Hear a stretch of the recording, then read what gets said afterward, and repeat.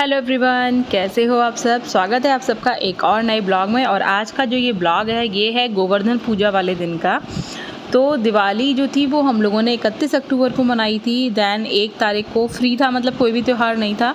And then 2 तारीख को था ये गोवर्धन पूजा। अब गोवर्धन पूजा जो होती है उसमें बनती है अन्नकूट की सब्जी, कड़ी भात, है ना। लेकिन सुबह सुबह ब्रेकफास्ट में हमने बना लिया था पोहा। तो पोहे की रेसिपी तो मैं आपको बहुत बार दिखा चुकी हूँ, तो बस शॉर्ट में ही दिखा रही हूँ। सारी की सारी सब्जियों को, जो भी सब्जियाँ आप खाना चाहें उन सबको कट कर लीजिए। मैंने इसमें प्याज ऐड नहीं की क्योंकि पतिदेव नहीं खाते। आप सब लोगों को पहले भी बहुत बार मैं बता चुकी हूँ, तो मैंने इसमें प्याज ऐड नहीं की। और वैसे भी ना, जब ये पूजा पाठ वाले कार्यक्रम वगैरह होते हैं तो मैं भी नहीं खाती उस दिन प्याज। तो मैंने वही सरसों का तेल गरम किया, उसमें डाली हींग और मैंने उसमें डाली राई, कड़ी पत्ता जो मैंने सुखा कर रखा हुआ है वो डाला, हल्दी डाली, मिर्च डाली, सब्जियां डाली, सेंधा नमक डाला। दैन उसे फ्राई करा और उसमें वो जो मैंने पोहा भिगोया था वो डाल दिया। एंड दैन चाय बना ली थी और हम तीनों ने पोहा खा लिया था ब्रेकफास्ट में। दैन उसके बाद मैं करने लगी थी खाने की तैयारी। और खाने में ना अन्नकूट की सब्ज़ी और पूड़ी का ना प्रसाद हमारे यहाँ पर आ जाता है शाम को, क्योंकि जो मंदिर है ना उसमें मतलब जैसे हम लोग चंदा वगैरह देते हैं ना, तो उसका प्रसाद घर पे वो पहुँचा देते हैं अपने आप। तो इस वजह से ना अन्नकूट की सब्ज़ी नहीं बनाते हम घर पे, क्योंकि फिर इतना सारा खब नहीं पाता। क्योंकि वहाँ से भी जो प्रसाद आता है पूड़ी सब्ज़ी का, वो हम उसमें अन्नकूट की सब्ज़ी हमें मिल ही जाती है। तो घर पे कड़ी भात ही बना लेते हैं। और कड़ी भात बहुत अच्छी चीज़ है, ये आपको वेट लॉस में भी मदद करता है। क्योंकि भात जो होता है ना, इसमें चावल के साथ साथ डलता है बाजरा, जो कि साबुत बाजरा डलता है, जिसको कि हल्का सा भिगोकर कूटा जाता है, जिससे कि उसका जो छिलका है वो ऊपर से उतर जाए। उसके बाद उसे सुखाकर बीना जाता है, फटका जाता है। दैन उसे धोकर फिर चावल में मिलाकर बनाया जाता है भात। ठीक है। अब क्योंकि ये जो दिवाली के आसपास का मौसम होता है ना, ये थोड़ा सा ठंडा होना शुरू हो जाता है, इसीलिए जो हमारे ये ट्रेडिशनल त्यौहार वगैरह जो होते हैं, हमारे ट्रेडिशंस जो होते हैं, इसमें खान पीन में ना ये दिखाया जाता है कि बदलाव आ रहा है। जैसे कि हम गर्मियों में चावल खाते हैं क्योंकि चावल ठंडे होते हैं, तो गर्मियों में खाए जाते हैं। लेकिन सर्दियों में अगर आप चावल खाएंगे तो आप कैसे खाएंगे, इसी चीज़ को दिखाने के लिए हमारे जो ट्रेडिशंस हैं वो इस तरीके की रेसिपीज़ को उस वक्त ईजाद किया करते थे, बनाया करते थे कि अगर आपको चावल खाने ही हैं सर्दियों में तो आप उसमें थोड़ा सा बाजरा डाल लो, जिससे कि जो चावल की तासीर है वो गर्म हो जाती है और वो बन जाता है भात। ठीक है, चावल में बाजरा डालकर, जो बहुत ज़्यादा डिलीशियस होता है, हेल्पफुल होता है बोन डेंसिटी को इम्प्रूव करने में। उसमें बहुत सारे मिनरल्स होते हैं साबुत बाजरे में, आपको पता ही है। वैसे तो चावल में भी बहुत सारे होते हैं, लेकिन जब उसमें हम साबुत बाजरा ऐड कर देते हैं तो उसकी जो न्यूट्रिशनल वैल्यू है वो बहुत ज़्यादा बढ़ जाती है। और जो बाजरा है वो आपको वेट लॉस में मदद करता है, आप सबको पता ही है। ठीक है, क्योंकि जितने भी मिलेट्स हैं वो सब वेट लॉस में बहुत ज़्यादा मदद करते हैं। तो और ये जो भात बनता है ना, ये बहुत कम क्वांटिटी में खा के भी आपका पेट भर जाता है। बहुत कम क्वांटिटी लोगे ना, बस आप 1 कटोरी भात लोगे ना 1 कटोरी कड़ी के साथ, उसी से आपका पेट भर जाएगा। तो भात को बनाने के लिए क्या किया था मैंने, वही चावल और बाजरा मैंने आपको बताया कि धो लिया था कूट कर। और उसके बाद कुकर में डाला था 1 चम्मच देसी घी। दैन उसमें ये खिचड़ी के चावल और बाजरा कूटा हुआ जो था वो डाल दिया। पानी डाला लगभग मतलब बाजरा और चावल अच्छे से डूब जाए। ठीक है। और फिर दैन मैंने उसमें सीटी मारने के लिए रख दी। 2 सीटी में भात बन गया था। दैन फिर मैं आ गई कड़ी की तरफ। अच्छा, कड़ी के लिए ना मैंने जो सपेटे का दही होता है, ठीक है, वो मंगाया था 1 किलो। वैसे तो जो घर का रखा हुआ खट्टा दही होता है ना, उससे ही कड़ी बनानी चाहिए। लेकिन अगर इमरजेंसी में आपके पास दही ना हो अवेलेबल घर में रखा हुआ, तो आप मार्केट से भी दही मंगा सकते हो। और जो कड़ी है ना वो सपेटे के दही से बहुत अच्छी बनती है। सपेटे का दही क्या होता है कि मतलब थोड़ा खट्टा वाला दही होता है, उसमें से शायद क्रीम वगैरह निकाल लेते हैं लोग, जो फ़ैट होता है उसे निकालने के बाद जो एक्स्ट्रा दही बचता है ना, वो सपेटे का दही होता है ना। मतलब दूध में से बिल्कुल टोटल सारी की सारी फ़ैट और मलाई हटाने के बाद जिस दूध से दही जमता है वो सपेटे का दही होता है। तो वो मंगा लिया था, उससे खट्टा दही आता है वो ऑलरेडी। और उसे 1 दिन 24 घंटे को मैंने और रख दिया था बाहर ही, तो और ज़्यादा खट्टा हो गया था, क्योंकि कड़ी जितनी खट्टी होती है उतनी ज़्यादा अच्छी लगती है। तो मैंने क्या किया था कि जो कढ़ाई है उसमें पहले मैंने सरसों का तेल गरम करके उसमें थोड़ी सी पकौड़ियाँ बना ली थी बेसन की। ठीक है, पकौड़ियाँ आपकी अच्छे से फूली फूली बने और अंदर से टाइट ना रहे, इसके लिए ना थोड़ा सा बेकिंग सोडा डाल लेना पकौड़ियों में। और जितना ज़्यादा ना आप बेसन को फेंटोगे ना, उतनी आपकी अच्छी पकौड़ी बनती है, एकदम फूली फूली। तो पकौड़ियाँ बनाने के बाद मैंने उसमें से ऑयल कम किया थोड़ा सा, और फिर मैंने उसमें डाली हींग। ठीक है, कड़ी में हींग थोड़ी सी ज़्यादा डलती है तो थोड़ी ज़्यादा डाल लेना। उसके बाद बहुत से लोग इसमें साबुत धनिया डालते हैं, बट वो ना मुँह में आता है, इससे मैं तो पिसा हुआ धनिया ही डाल देती हूँ। तो जो मेरा दही था ना, उसी में मैंने थोड़ा सा बेसन ऐड किया, उसमें डाला 2 चम्मच सेंधा नमक, 1 चम्मच लाल मिर्च, ठीक है। और ये जो मेरा तेल गरम किया था, इसमें मैंने थोड़ी सी डाली थी हींग, कड़ी पत्ता डाला, थोड़ी सी साबुत मेथी डाली। जब ये सब कुछ अच्छे से मतलब पक गया ना, दैन मैंने उसमें ये जो मिक्सचर बनाया था ना कड़ी वाला, इसको मैंने पलट दिया। एंड देन फिर इसको अच्छे से चलाते चलाते उबालेंगे जब तक कि कड़ी ना पक जाए। पहले ज़माने में ना गिनकर कड़ी को उबाला जाता था कि उसमें लगभग इतने उबाल आ जाएंगे, तभी माना जाता था कि ना कड़ी आपकी पक गई है, जैसे 21 उबाल लेने हैं या ये लेने हैं। लेकिन भैया हमें तो ये सब चीज़ें याद नहीं रहती, मैं तो हमेशा अंदाजे से ही बनाती हूँ। लेकिन हाँ, 10-15 मिनट में कड़ी को अच्छे से खदकाती हूँ, जिससे कि कड़ी कच्ची ना रह जाए, ठीक है। कच्ची कड़ी का टेस्ट अच्छा नहीं होता, वो आप खाओगे तब आपको पता चल जाएगा। जब कड़ी पक जाती है तो उसका टेस्ट बहुत यम्मी हो जाता है, और मेरे हाथ की कड़ी बहुत अच्छी बनती है, बहुत ज़्यादा यम्मी और डिलीशियस। तो इधर हमारी कड़ी भी बन चुकी थी और उधर हमारा भात भी तैयार हो गया था। तो मैंने आज की वीडियो में आपको एक ट्रेडिशनल रेसिपी दिखाई है, जो कि हमारे जो मतलब अन्नकूट का त्यौहार होता है गोवर्धन पूजा वाला, उस दिन बनती है, बिल्कुल ट्रेडिशनल। तो आप लोगों के यहाँ पर ये सब बनता है कि नहीं, ये मुझे बताना। और अगर आप लोगों के यहाँ पर कुछ और बनता है ना, तो वो भी मुझे कमेंट करके ज़रूर बताना। तो ये जो मैंने भात प्लेट में डाला है ना, ये भात 2 लोगों ने मिलकर खाया था, और कड़ी फिर हमने बाद में 1 कटोरी और ली थी। सच बता रही हूँ, भात बहुत कम लेकर भी हमारा पेट भर जाता है, बहुत कम लोगे ना आप उसी में। तो ये तो मुझसे नहीं खाया गया था, मैं ले तो गई थी, बट इसमें मैंने और हनू ने दोनों ने मिल के इस भात को खाया था, आधा आधा। एंड देन उसके बाद फिर हम लोग आ गए थे नीचे। ये लगभग शाम के 4 बजे का समय था, ठीक है। 1 घंटा तो लग ही जाता है गोवर्धन भगवान को बनाने में।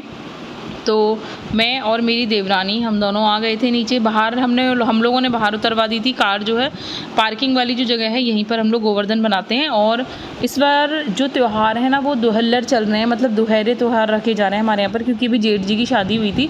तो मैंने आपको पहले भी कई बार वीडियोज़ में बताया है कि जब घर में कोई शादी होती है या फिर लड़का पैदा होता है ना, तो उस साल पूरे साल ना त्यौहार दुहल्लर रखे जाते हैं, दोहरे त्यौहार, यानी कि 2-2 कैलेंडर लगते हैं, और जो भी त्यौहार है उन सब में डबल सामान रखा जाता है। तो यहाँ पे ना गोवर्धन भगवान भी हमको 2 बनाने थे। तो अब क्योंकि 2 कैसे बनाएंगे, तो एक गोवर्धन भगवान बना के उसकी बाउंड्री करके उनकी, और उनके ऊपर उनका एक सिर और बना देते हैं, और कह देते हैं कि ये मतलब इस तरीके से बोलते हैं कि ये 2 बन गए, मतलब एक के ऊपर एक, ठीक है। तो ऐसे ही पहले तो मैं जब शादी होकर आई थी तो मेरी सासू माँ बनाती थी, लेकिन 1-2 साल बाद उन्होंने बोला कि अब तुम लोग ही बनाओ, तो फिर मैं बनाने लग गई, ठीक है। और अब मेरी देवरानी भी आ गई है, तो अब वो भी बनवा देती है साथ में, तो हम दोनों मिलकर बनाते हैं तो जल्दी बन जाता है। वरना फिर मैं अकेले बनाती थी तो बहुत ज़्यादा टाइम लगता था, क्योंकि ना देखो बन तो ना ज़रा सी देर में जाते हैं, 15-20 मिनट में ही, लेकिन उसके बाद फिर जो सजाना होता है ना कील वील से, उसमें थोड़ा सा टाइम लगता है, क्योंकि एक कील उठा के लगानी होती है। और बहुत सारे लोग ना पोशाक लगाते हैं, कलर लगाते हैं, है ना। तो हम लोग सिंपल ही बनाते हैं, क्योंकि फिर नेक्स्ट डे ये उठ जाते हैं। तो अगर बहुत ज़्यादा डेकोरेशन कर देते हैं ना इनकी, तो फिर इन्हें उठाने का मन नहीं करता, और गोबर जो है वो ख़राब हो जाता है। अगर आप ज़्यादा फूल वगैरह या कलरफुल कलर वगैरह लगा देते हो, तो फिर वो गोबर ना ख़राब हो जाता है, उसमें कीड़े पड़ जाते हैं। हम लोग क्या करते हैं कि गोवर्धन भगवान जब नेक्स्ट डे हम लोग उठाते हैं ना, तो हम इस वाले गोबर के ना कंडे छत पर बनाते हैं, जिससे कि ये जो कंडे हैं, मतलब जो उपले होते हैं ना कंडे, वो ना मतलब जब ये होती है ग्यारी वगैरह जब होती है 9 देवियों में, तो उसमें ना वो काम आ जाते हैं। लेकिन अगर हम ना उसको ज़्यादा डेकोरेशन के चक्कर में ज़्यादा सामान वामान लगा देते हैं ना, ज़्यादा खील बील से सजा दो, तो उसमें क्या होता है कि फिर ना कीड़े पड़ जाते हैं नेक्स्ट डे, और फिर वो गोबर बिल्कुल बेकार जाता है, किसी काम का नहीं रहता। और नहीं तो फिर ये यूज़ में आ जाता है, उपले बना देते हैं, पौधों में खाद में डाल देते हैं तो काम आ जाता है। और ये जो खील वगैरह हम थोड़ी बहुत डेकोरेशन के लिए लगाते हैं, ये हम सुबह बीन लेते हैं और इसको हम गाय को डाल देते हैं, तो वो मतलब कुछ भी, कोई कुत्ते या गाय वाय कोई भी खा लेते हैं। और ये जो गोवर्धन भगवान है, मतलब इनका जो गोबर होता है, इनको उठा के इसके नेक्स्ट डे हम उपले बना देते हैं। आप लोग क्या करते हो, आप लोग मुझे बताना कमेंट करके कि जब गोवर्धन भगवान को आप उठाते हो तो फिर क्या करते हो उस गोबर का जो बचा हुआ होता है। मैं तो जो करती हूँ मैंने आपको वो बता दिया। तो इस तरीके से ना रीयूज़ हो जाता है। तो देखो हम लोग क्या करते हैं, गोवर्धन भगवान की जो आँखें होती हैं ना, ये तो हम कौड़ियों से बनाते हैं और बाकी थोड़ा सा हम कील से डेकोरेट कर देते हैं, ठीक है। और फिर इसके बाद वही सब लोग घर के जो लोग हैं वो सब पूजा करते हैं। अच्छा, इसकी जो पूजा होती है ना, मतलब अनमैरिड लड़कियां नहीं करती, ठीक है।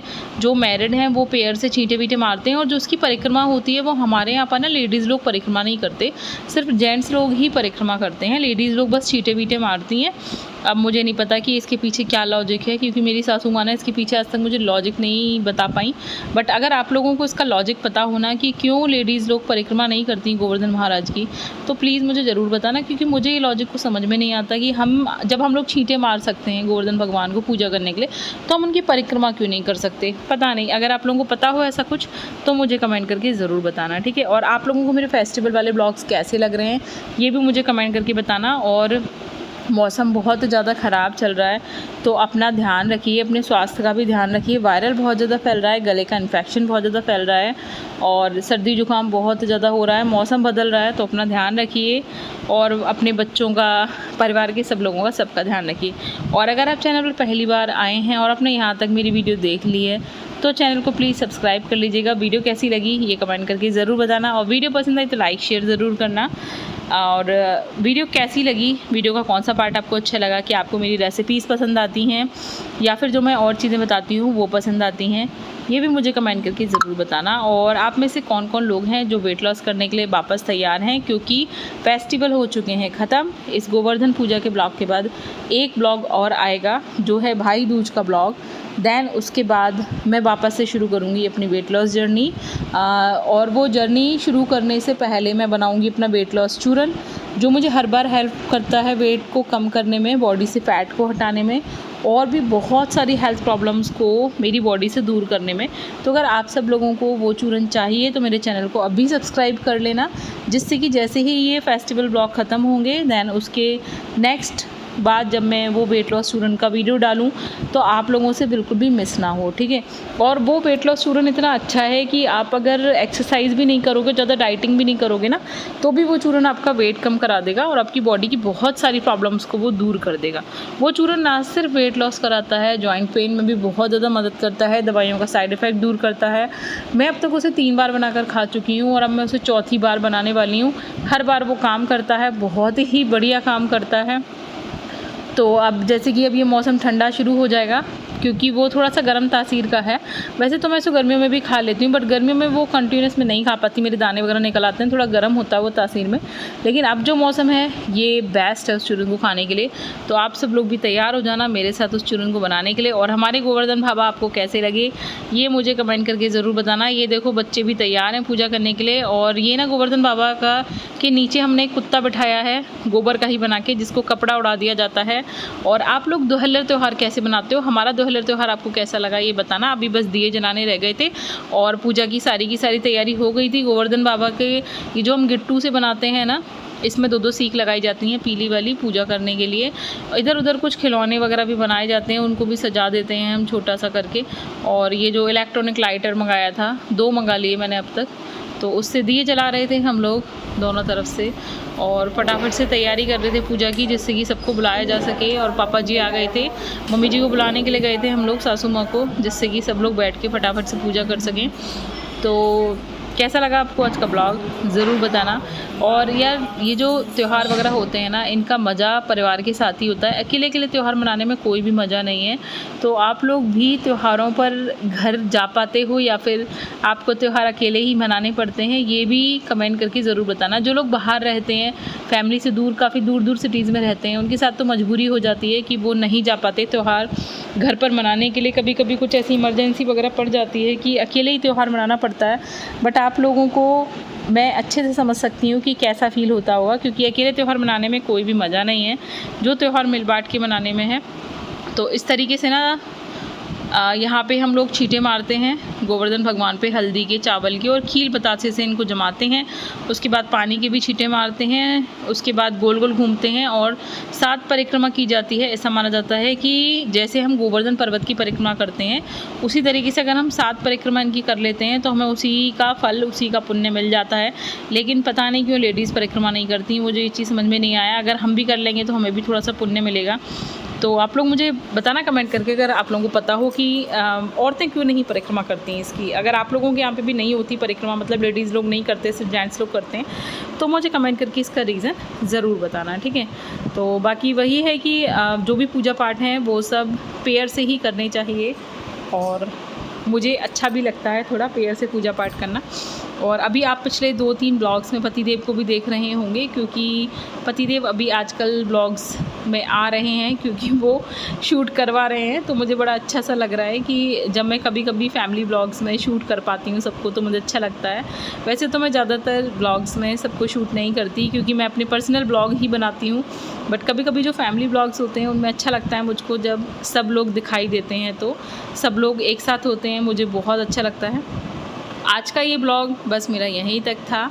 इसके बाद पापा जी और ये सब जेंट्स लोग जो हैं ये सब परिक्रमा करेंगे साथ। और परिक्रमा करते वक्त एक ट्रेडिशनल सॉन्ग गाया जाता है, लेकिन मेरी सासू माँ गा रही थी, उनकी आवाज़ थोड़ी सी मतलब ठीक नहीं निकल रही थी, उनकी तबीयत थोड़ी सी ऐसी रहती है, तो मैंने उसकी बात बंद कर दिया। आप लोगों के यहाँ पर कौन सा ट्रेडिशनल सॉन्ग गाया जाता है गोवर्धन महाराज की पूजा करने पर, ये मुझे कमेंट करके ज़रूर बताना।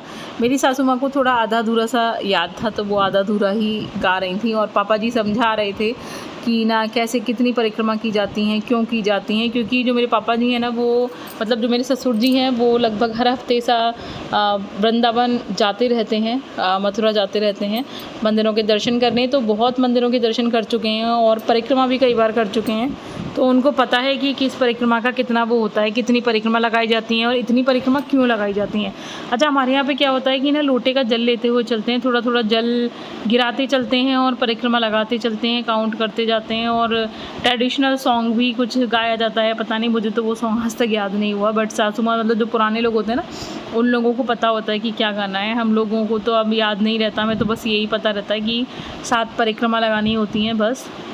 बाकी देखेंगे आगे आने वाली जनरेशन में, अगर जैसे गाना पड़ा तो फिर गूगल जिंदाबाद, सब कुछ है उस पर, वरना याद करना पड़ेगा जो कुछ भी गाया जाता है, थोड़ा सा ऐसे ही शगुन के लिए, क्योंकि अच्छे लगते हैं मुझे रीति रिवाज, ट्रेडिशनल चीज़ें मुझे बहुत अच्छी लगती हैं।